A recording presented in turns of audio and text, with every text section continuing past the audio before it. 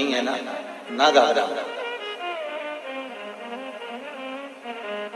40 साल भी हो गए ना औलाद को, ना घबराइए।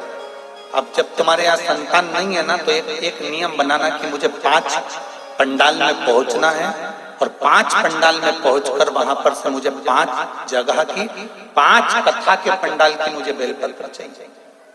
आप नियम बनाना, उसके दरवाजे पर जाने का नियम बना। अब जब औलाद नहीं है तो एक प्रयास तुम भी करो, अपने पति से कहकर मुझे कथा में जाना है, 5 पंडाल में बैठकर कथा सुनूंगी। कोई वीआईपी ट्रीटमेंट नहीं, जमीन पर पंडाल में जहां जगह मिलेगी वहां सोऊंगी, जो भिक्षा देकर चले गया वो पालूंगी, और जैसी व्यवस्था होगी उसमें रहकर मुझे 7 दिन 5 दिन की कथा सुनना। 5 पंडाल।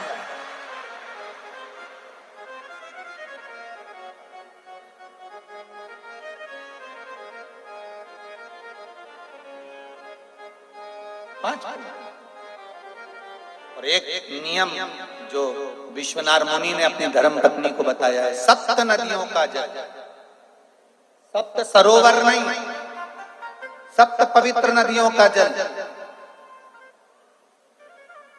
7 पवित्र नदियों का जल, उसमें से कावेरी, नर्मदा, गंगा, गोदावरी, सरस्वती, जितनी ये 7 नदियों की पवित्रता है, मंदाकिनी, नर्मदा, गंगा आदि, यमुना, 7 नदियों का जल एकत्रित कर,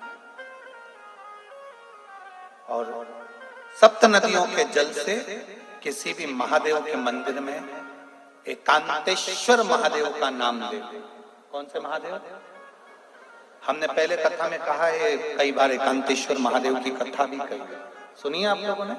एकांतेश्वर महादेव का हमने वर्णन किया है। जिस दिन तुम्हें लगे कि मेरा ये काम होना चाहिए, उस दिन एकांतेश्वर महादेव के पास जाकर बैठ।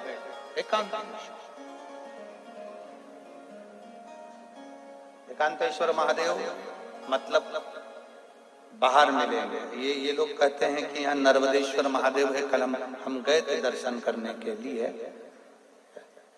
इनका कहना है कि ये नर्मदेश्वर महादेव है, पर हमारा जो स्पर्श मात्र से हम जो समझते हैं, हमने ये जाना है कि ये जो धरा है, ये जो भूमि है, तारा बाबा की जो कुटिया है, ये शहर से दूर होना चाहिए।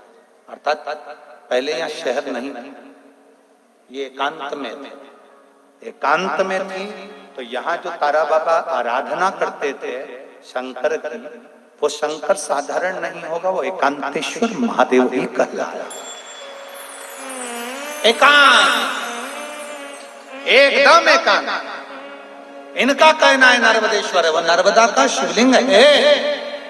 शिवलिंग कहीं का भी हो सकता है, पर उसकी एकांतता देखी जाती है, एकदम मौन, स्थिर, साथ बैठे,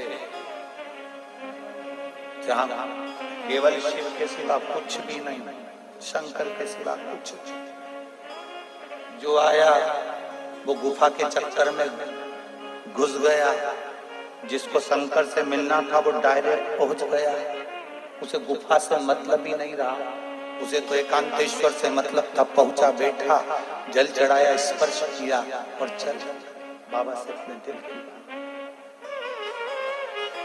हृदय की बात। एकांत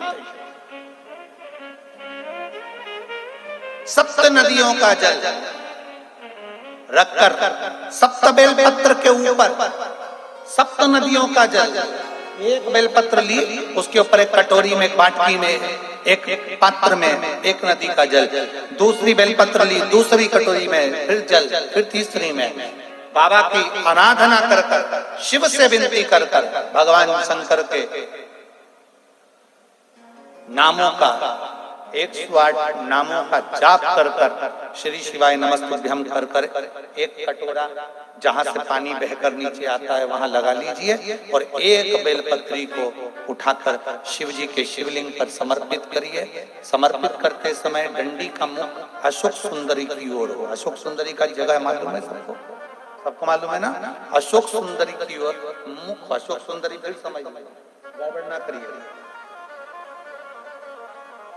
ये शिवलिंग जलाधारी, ये जल बह रहा है नीचे सामने से, स्थान गणेश जी का, कार्तिकेय जी का, बीच में एक मोटी सी लाइन होती है, वो अशोक सुंदरी का स्थान है।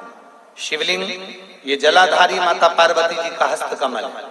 शंकर जी के ऊपर जो जलधारी रखी रहती है ऊपर, जिसमें से एक एक बूंद नीचे गिरती है, वो शंकर भगवान की 5 लड़कियां हैं, जया, विषहरा, शामली वाली, दौतली, देव। शंकर जी की 5 लड़कियां शिव जी के ऊपर एक एक बूंद पानी गिराती रहती हैं। शंकर भगवान की कुल कितनी लड़कियां हैं? 6। कितनी लड़कियां हैं? 6। 5 जया, विषहरा, शामली बारी, दौतली, देव। शंकर जी की 6 नंबर की लड़की है अशोक सुंदरी। जब हम प्रयोग करेंगे एकांतेश्वर महादेव का, ये बेलपत्र जो हमने समर्पित करी है, डंडी का मुख अशोक सुंदरी की ओर हो, डंडी का। आप बैठे कहां पर हो जल चढ़ाते समय? शिव जी को जल कहां बैठकर चढ़ाया जाता है? जम के बोलो जरा। जहां से जल बहकर जा रहा है इसके ठीक विपरीत की ओर, ठीक विपरीत की ओर जल बहकर जा रहा है इधर, तो तुम बैठोगे इधर, इधर नहीं बैठोगे, इधर नहीं बैठोगे। जल इधर बह रहा है तो तुम इस साइड बैठोगे। यहाँ बैठकर फिर बेलपत्र को आप समर्पित करोगे। डंडी का मुख उधर होगा, पत्ती का मुख आपकी ओर होगा, और जो एक नदी का जल है वो समर्पित कर कर जो पात्र लगा है उसमें वो जल इकट्ठा होते चले जाएगा। दूसरी बेलपत्र उठाना है, 108 बार शिव का नाम लेना है, फिर वापस बेलपत्र श्री शिवाय नमस्तुभ्यं कर समर्पित करना है। डंडी का मुख अशोक सुंदरी की ओर होना।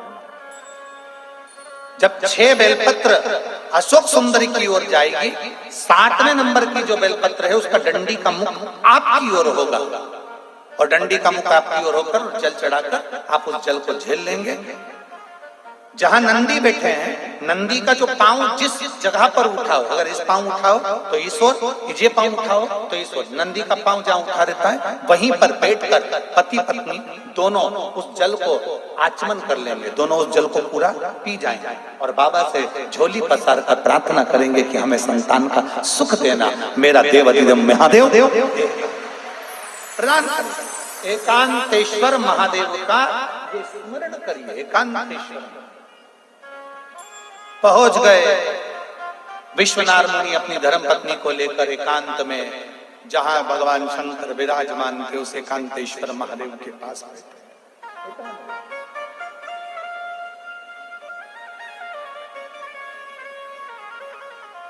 बैठ गए।